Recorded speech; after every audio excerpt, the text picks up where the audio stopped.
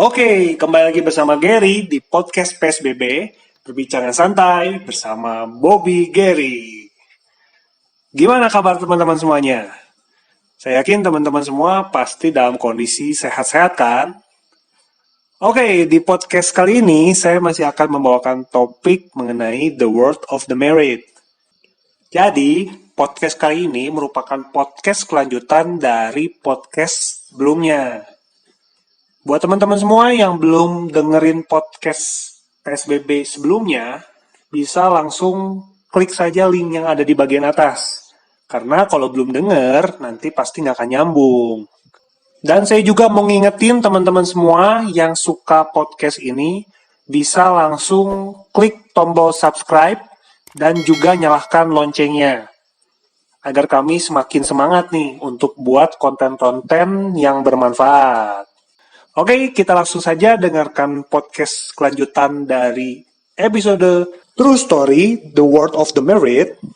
Semoga podcast ini bisa bermanfaat dan dijadikan pelajaran hidup buat teman-teman semua yang mendengarkan.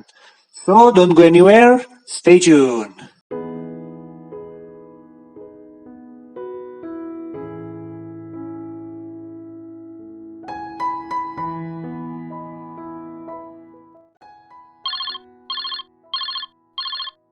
Halo, Oi, halo.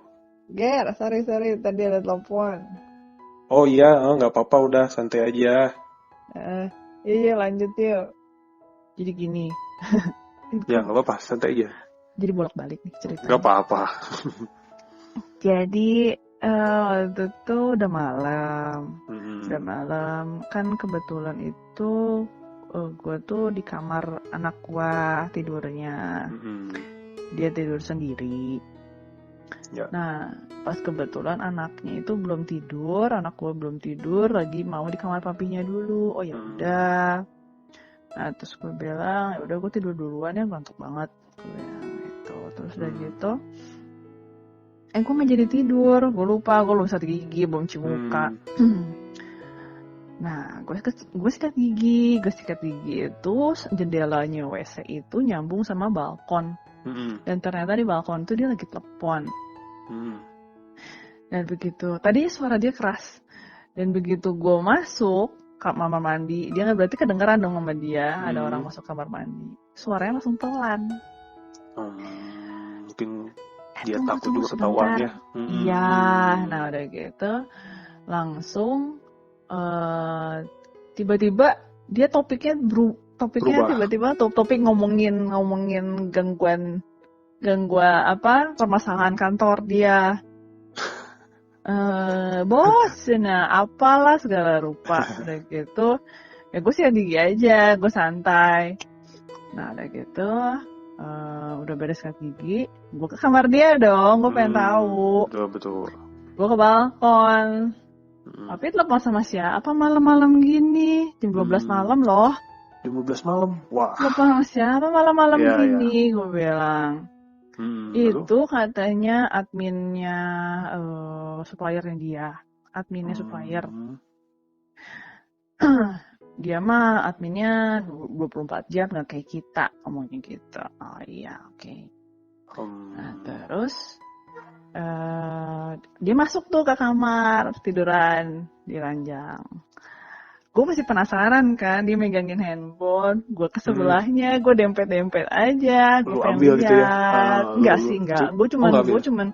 Gue cuman berlaga, gue manja aja, gue nggak berlaga, gue pengen cari tahu apa sih gue sama siapa? Enggak. Gue berlaga manja aja, ngintip gitu. Terus dia tiba-tiba dia liat chat.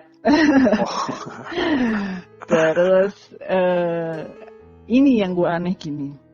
Gimana? Dia ngomongnya itu dia tuh ngobrol sama admin. Betul. Di otak gue, suami gue bos kan. Kenapa dia manggil adminnya bos? Oh iya. Nah, bener nggak sih? Gak logis dong. Gak logis dong, ya bener. Kalau lu mau ngomong bos ke yang punyanya. Bener, wah. Apa yang ngomong ke admin bos? Masuk mau ngomongin bos, bener betul. Nggak mungkin. Iya. Gitu. aneh lah buat gue, nggak masuk Hmm. akal pokoknya. Ya udah, gue itu cuma catatan gue aja, gue nggak ngapa-ngapain sih, gue nggak Cuman ada gue mau kecurigaan lah ya di situ ya, udah ya curiga ya. ya gue nggak ngotak-atik handphonenya sih, nggak, Hmm. karena gue tahu dia pasti bakal lebih hati-hati. Itu jadi catatan buat gue. Makanya begitu pas mertua gue ngomong gini gitu gini, oh oke, yang kemarin gitu gue ketawa. Waktu pas mertua gue ngomong gitu gue ketawa. Karena lu Gue udah tahu kayak, ya, karena gue udah tahu gitu, tahu terus ya. jadi lucu aja. Iya, iya. Lu bisa ngomong ke mama gitu, maksudnya orang tua lu sendiri gitu, lu nggak malu gitu Iya, maksudnya. iya. Gimana ya, gue sih malu ya, Iya, iya. orang maksudnya, ya maksudnya gimana ya, dengan mudahnya gitu cerita ke orang tua Iya. lu. Ibaratnya kita punya sesuatu nih, kesalahan, tapi dia dengan Iya. mudahnya cerita ke orang, mungkin kan, apalagi ke orang tuanya. Di sudut seperti ini kan bisa dikatakan dia posisinya yang salah gitu, tapi kayaknya orang tuanya juga Iya. terkesan seperti Iya. membela anaknya juga gitu ya. Nah, agak tanda kutip juga nih. Waktu itu ceritanya sih orang tuanya nggak ngebela. Tapi begitu pas gue memutuskan gue bawa anak gue pulang ke Bandung, mereka jadinya memihak anaknya. Memihak anaknya langsung. Soalnya katanya anaknya udah minta maaf, kenapa nggak dimaafin? Gue bilang gitu, maksudnya masa sih kemarau bertahun-tahun cuma hilang dalam hujan sehari? Ya, tuh. Ya, gue pun bilang selama ini bukannya gue enjoy loh sama pernikahan ini, gitu. Tapi kenapa malah dia yang cari gara-gara? Gitu. Ya, lagian kalau saya lihat, Yeye juga kan sudah ada inisiatif untuk pengen minta maaf lah, kurang lebih pengen damai lah, pengen rujuk, tapi kan nggak ada dari pihak sana juga nggak ada gitu. Gue minta maafnya nggak gue maaf ya, enggak loh, maksudnya gue minta maafnya tuh kayak orang ngemis, tau nggak, apa ya, udah ngebuang harga diri gue lah gitu maksudnya. Dan dia tuh tetap pandangan matanya tuh kayak yang benci banget gitu sama gue. Sekarang lo tiba-tiba minta maaf, yang dimaafin. Intinya sih dia selalu menganggap remeh ya. Jadi dia pikir kesalahan dia itu cuman dia penggugat, dah aja. Sisanya tetap salah gua gitu kan ya. Jadi dia tuh minta maafnya tuh semudah itu gitu. Buat gua sih gitu. Nah terus udah gitu pas dia udah pulang, gua udah pulang, dia sempat minta maaf lagi di telepon. Terus akhirnya dia sempat datang ke sini dan akhirnya berantem lagi. Udah berantem lagi, terus akhirnya dia tetap memutuskan, akhirnya ya oke, bisa aja, dia ngomong lagi depan orang tua gue, dia tetap mau pisah kan, hebat banget. Terus akhirnya beberapa hari kemudian telepon lagi minta maaf, kemarin emosi. Oh my god, wow. Sebentar bilang A, sebentar bilang B gitu ya. Ya makin dia kayak gitu, gue makin gak mungkin maafin dong. Iya benar-benar, kalau gue di posisi lu juga pasti akan seperti itu ya. Berarti selama ini dia minta maafnya nggak tulus dong. Benar kali. Ya gitu, maksud gue tuh. Jadi tadinya anak bareng gue, balik lagi ke masalah anak. Tadi anak bareng gue bawa. Tapi waktu itu pernah papinya anak gue itu mau main sama anaknya, katanya kangen. Ya udah, dia pergi. Oh, gitu. Memang dari pihak lu sendiri tidak melarang, tidak enggak melarang ya, gue bebasin tahu aja gue nggak gitu. boleh. Gue tahu gue nggak boleh ngelarang. Gitu kan, peraturannya betul. Juga kan di Indonesia kan menurut hukumnya itu nggak boleh ngelarang. Jadi gue nggak larang. Ya betul. Sekali waktu udah beres, besoknya dikembaliin anak gue. Nah pas kebetulan udah pas main yang kedua kali nggak dikembaliin. Wow. Nggak dikembaliin, gue teleponin sana sini nggak ada yang ngangkat, teleponin semua keluarganya nggak ada yang angkat, hebat banget ya. Terus dari gitu pokoknya semuanya nutupin. Iya, iya, iya, iya. gitu. Istilah ya kasarnya mah diculik lah dari gua gitu. Sampai sekarang nggak bisa ketemu dengan Sampai sekarang anak nggak lu bisa yang berarti yang pertama itu ya, anak yang yang pertama. pertama. Mm-mm. Wah, pasti sedih sekali ya kamu. Batinnya sampai ya, lama sampai ngimpi-ngimpi sampai sampai orang tua gue sendiri pun sampai takut gue takut gue konslet gitu tiba-tiba. Kayak sebagian diri lo diambil gitu. Iya, iya, gue bisa Gimana? memahami sih. Kayak gitu. Jadi semua orang sih ngomong, maksudnya kan pada ngeredam gua katanya tenang, ini kan ada bayi di perut. Betul. Nanti kalau udah lahir kan mungkin lebih ringan lah, maksudnya nggak terlalu keinget-inget gitu. Iya. Cuman tetap aja itu maksudnya tiap hari pasti ingat, nggak mungkin enggak. Mencoba menjalani hari aja sebaik mungkin lah gitu. Bener-bener full tidak bisa ada kontak sama sekali ya sampai saat ini. Oke, tapi saya cuman bisa ya kurang lebih semangatin ya. Pasti suatu saat juga gue yakin sih anak lu juga pasti bakal nyari lu gitu.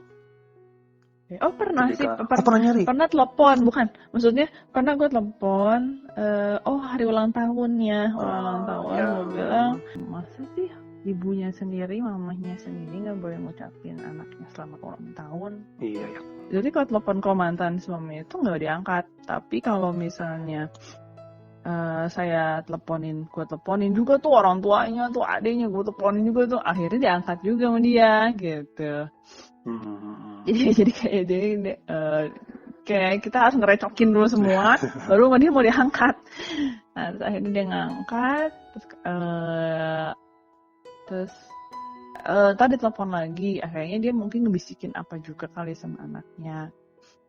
Akhirnya begitu gue manggil happy birthday pun pokoknya nggak si anak itu nggak ngobrolnya tuh nggak mengalir dengan lancar. Kayak diomongin sesuatu gitu ya. Iya gitu. Jadi semua yang waktu itu anak gua omongin sih gua anggap itu bukan omongan dia, itu omongan bisikan dari belakang gitu. Jadi gua masih nggak mau terlalu ambil hati sih. Anak gua yakin gua atau gimana gua nggak bakal mikirnya ke sana. Itu mah anak kecil bisa diatur sama orang gitu. By the way, lu nonton The World of the Married kan? Nonton. Nah, dari drama Korea tersebut mungkin nggak ada kejadian-kejadian yang bisa dikatakan mirip ataupun sama lah dengan yang lu alami? Kalau mirip sih sama enggak. Cuman ada bagian satu dialog yang gue jelek banget itu. Gue jadi inget dialognya si Sohee. Dia ngomong kan ke si Taeohnya. Kalau misalnya kamu jujur, aku akan benci kamu seumur hidup. Tapi kalau kamu bohong, aku tidak akan pernah memaafkan kamu. Gue inget banget itu. Pas kemarin pas lagi gue lagi nonton itu gue stuck di situ.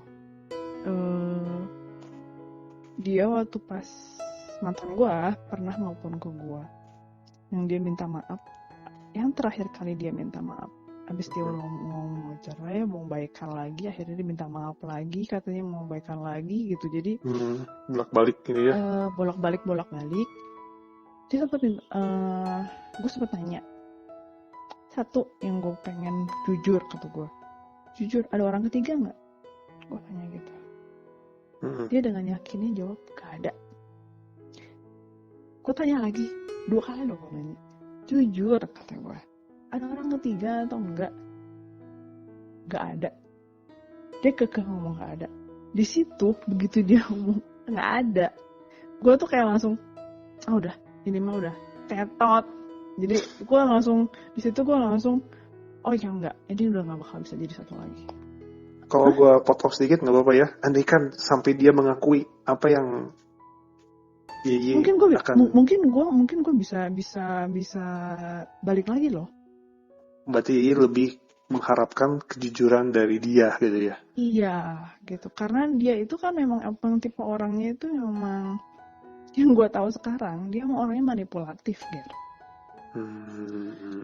Jadi dia tuh bisa ngomong hari ini A, besok B, besoknya lagi C. Tapi itu tuh semua serangkaian itu dia tuh udah rencanakan untuk tujuan dia Z gitu nggak deh? Iya. Yang masalah kejujuran dia gitu. Kalau misalnya dia jujur, namanya orang jujur pasti tulus dong. Betul. Misalnya dia ngomong, iya, sobat maaf nih, gue jujur kemarin sempat dekat sama cewek gini.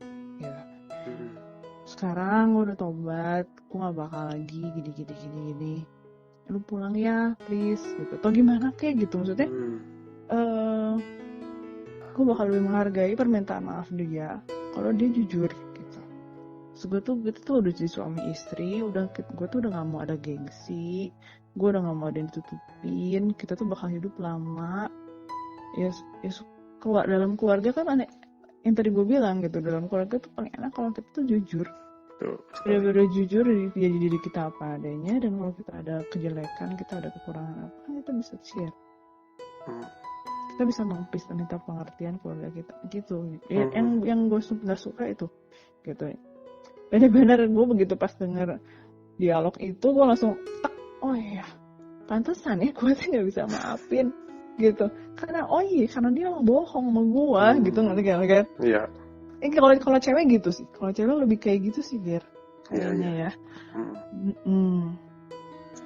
Jadi. Oke. Kalau gini, ada trauma nggak sih? Atau kurang lebih ada kepikiran nggak sih? Ada pikiran untuk menikah lagi nggak sejauh ini gitu? Dibilang trauma enggak. Trauma enggak. Kalau buat nikah lagi juga masih belum gitu ya? Masih belum sih, fokus sama sekali nggak kepikiran. Masih fokus anak dulu, mengalir dulu lah ya. Terus nanti juga kan anak juga kan udah makin lama makin besar. Nanti juga kan dia ngelihat lingkungannya dia itu ada papihnya, misalkan teman-temannya dia ada papihnya. Nanti kan dia pasti nanya tuh. Ya. Gue lebih beban ke situnya, sih. Jadi bukan ke guanya, tapi lebih ke anaknya. Dia bisa nerima dia nggak ada papi atau memang dia pengen punya papi gitu. Nanti kalau misalnya dia pengen punya papi ya baru mikir lagi gitu. Tapi kalau misalnya dia bilang mami aja cukup, misalkan dia nggak butuh papi, oke, nggak masalah. Kalau gue sih udah buat anak aja. Intinya sih paling pertama pasti buat anak dulu lah. Ya ini mungkin tinggal waktu aja lah ya, nanti yang bisa kurang lebih menjawab. Kurang lebih nanti mungkin juga anak kamu juga akan nyari Ye sendiri ke depannya sudah makin dewasa gitu kan. Oke Ye, apa yang bisa buat lu bertahan hingga hari ini? Jujur sih sebenarnya gue juga sempat down banget.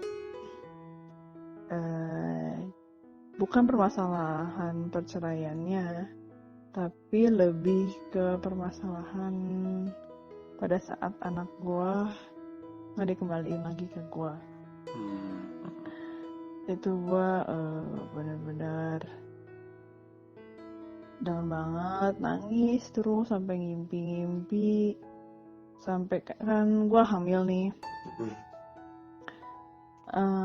Gue sampai doa, gue nggak tahu gue doa sama siapa gitu. Karena kalau aneh kalau gue doa sama Tuhan begini, cuman gue tuh berdoa gue semoga mati di meja operasi. Wah. gue bener-bener gue nggak berani buat bunuh diri. Gue juga nggak berani untuk pokoknya gue nggak berani menghilangkan nyawa gue sendiri. Jadi gue berharap ada kejadian aneh pada saat operasi terus akhirnya nyawa gue nggak ada gitu. Tapi bayi lahir tapi nyawa gue nggak ada. Wah. Gue sempat berpikir ke sana. Bilang kayaknya kalau misalnya gue nggak ada di dunia ini kayaknya semuanya damai gitu. Kayaknya semua tuh berpusat kesalahan tuh di gue pada saat itu. Terus begitu akhirnya gue operasi dan akhirnya gue hidup.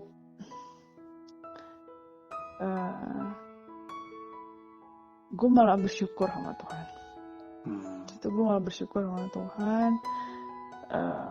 Gue masih bisa ngeliat anak gue yang ini yang kecil nih.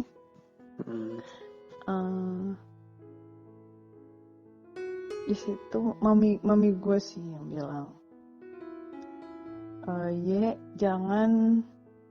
jangan nyalahin diri sendiri, harus bisa mengampuni diri sendiri.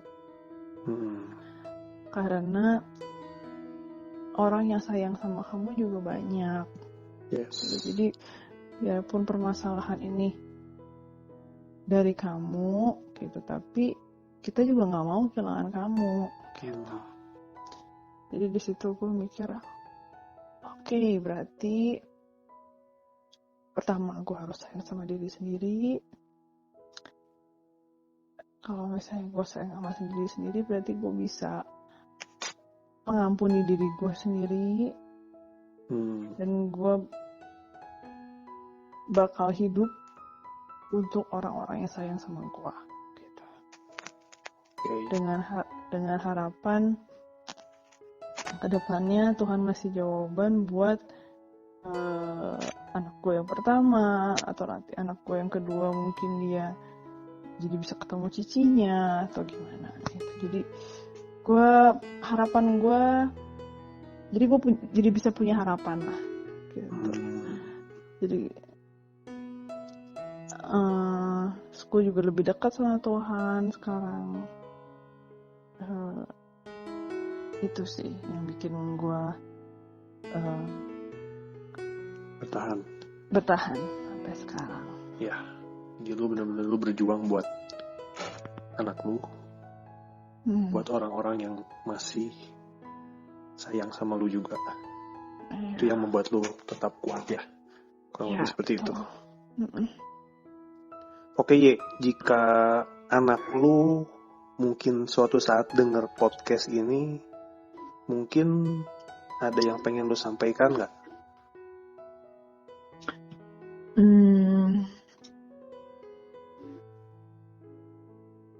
Ada. Oke. Maaf, Mami minta maaf karena Mami masih kurang baik jadi ibu. Terima kasih karena udah lahir menjadi anak Mami yang luar biasa. Mami mau bilang kalau Mami selalu sayang sama kamu, dan apapun yang terjadi Mami bakal tetap sayang. Kapanpun kamu mau ketemu Mami, pintu Mami selalu terbuka, dan hati Mami selalu siap buat nerima kamu balik. Tuhan memberkati kamu, sayang. Wah, dah. Oke. Itu aja. Wah, ya kita nggak tahu ya. Semoga aja podcast ini jadi viral. Ya, who knows? Mungkin anak lu juga denger dan akhirnya bisa cari ataupun kontak lu. Iya, semoga. Mungkin ada yang ingin disampaikan nggak nih sama Yeye untuk terakhir mengenai ya obrolan-obrolan yang sudah tadi kita obrolin gitu ya. Mungkin kejadian sama Yeye seperti ini, mungkin ada yang ingin pesan nggak yang pengen Yeye sampaikan ke pendengar semua di sini? yang mungkin bisa bermanfaat gitu buat pendengar. Gimana kira-kira?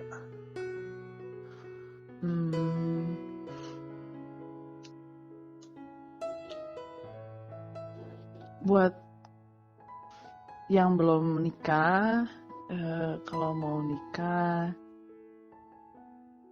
lebih pikir panjang, terus jangan mengharapkan pasangan kita bakal berubah.